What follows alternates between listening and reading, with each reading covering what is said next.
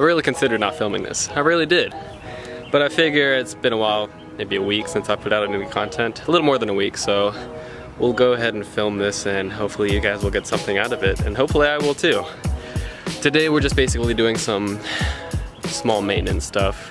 As you can tell by the title, I will be changing the PVC valve and the brake check booster? Brake valve? Check valve? Something like that in the braking system. This is just to eliminate things that aren't really going right with the motor. This is a 20-plus-year-old motor, so we're gonna change it. We're gonna change the brake booster, and maybe we'll actually get that battery box to fit in. I think we have a little more room to drill a hole in there and miss the fuel tank. Then let's get to it.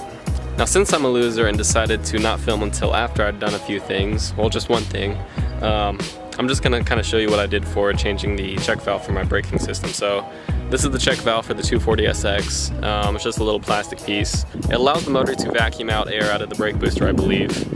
But it does not allow air from the engine to go into the brake booster. So air goes in one way, air doesn't come out the other. Due to a little ball that kind of stops the pathway in there. So the check valve is right inside this little guy. Focus. There we go. So when you put this in, you want to make sure to put it in the correct orientation. Obviously, according to this arrow, you want to connect it to, you want this side to be connected to the engine and this side to be connected to the brake booster, because air is going to be flowing in one direction and you don't want it flowing the other. It's my roommates, guys. They still exist. Not creepy. Totally not creepy. So the next little piece we're going to be installing is our PVC valve, PCV. I'll correct it right here. But anyway, we're going to be putting in this little guy who does the kind of same exact thing, I guess. Right, so air goes in one way, doesn't come out the other. Should be really simple to install. But knowing me, I may find a way to make it a little bit longer. What? Take a picture of my car, stop cursing. Oh, it's all footage. Oh, great. Those are my roommates. They're great. Let's get back to this install. So the first thing you're going to want to do, obviously, is disconnect this piece right here. Well, this hose, if you can. That was actually pretty easy. Now we are going to undo it. As long as my hand's not in the way. Oh no! Need a bigger wrench. Like a millimeter. Oh, you guys are gonna hate me for this, but it's the only tool I have.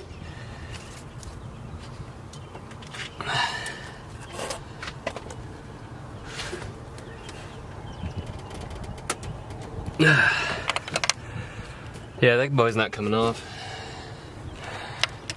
It's a 19 mil. Just in case you're curious. Of course it doesn't fit on.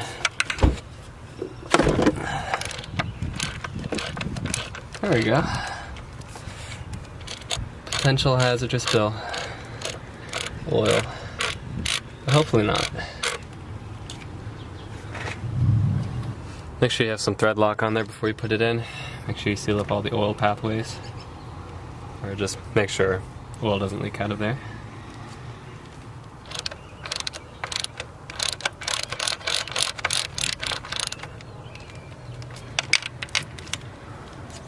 Look how shiny it is. Make sure you plug this piece back in. Huh. That could be my problem. Should probably replace these hoses. That is not good. You don't want that. So we'll replace these sometime. Now you might be asking yourself, Brandon, what does a PC valve do? Or PVC valve do?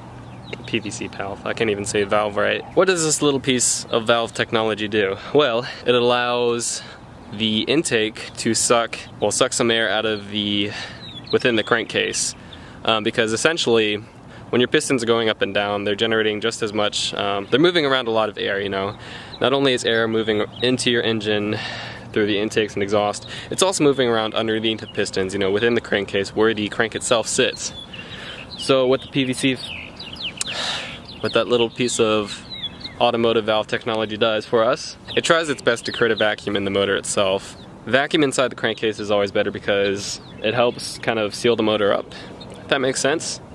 If your PCV valve is failing, then there's a chance that you might be getting some oil leaks or something like that.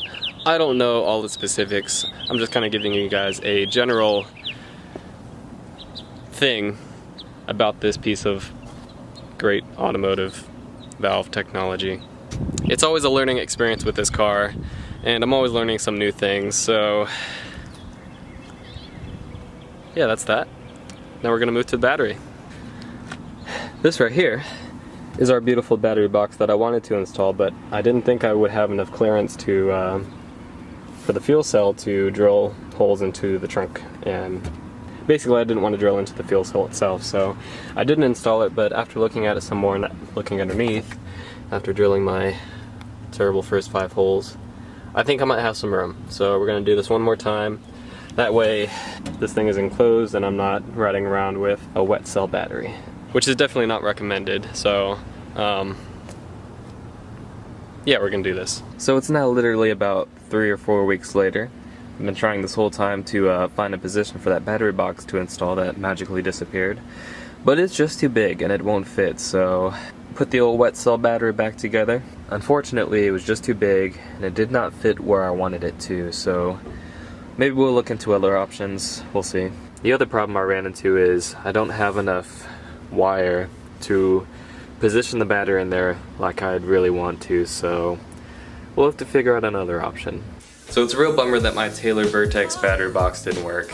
It's just too big for my application, and unfortunately I'll have to look into another solution for that. But as I said before, it's definitely not recommended to be running your car around with a wet cell battery inside the cabin of your car. The reason you shouldn't do this is because of the gases that wet cell batteries can emit. So if you have a wet cell battery, replace it with you can with a dry cell, maybe like an Odyssey battery or something like that, which may be something that I could be looking into for the future. But anyways guys, thanks for watching. I'm sorry this video was kind of floppy, if you will. If you're new to the channel, make sure you like and subscribe. I'd love to see you with us for the rest of the channel. But until the next video, thank you so much for watching, take it easy, and I will catch you guys next time.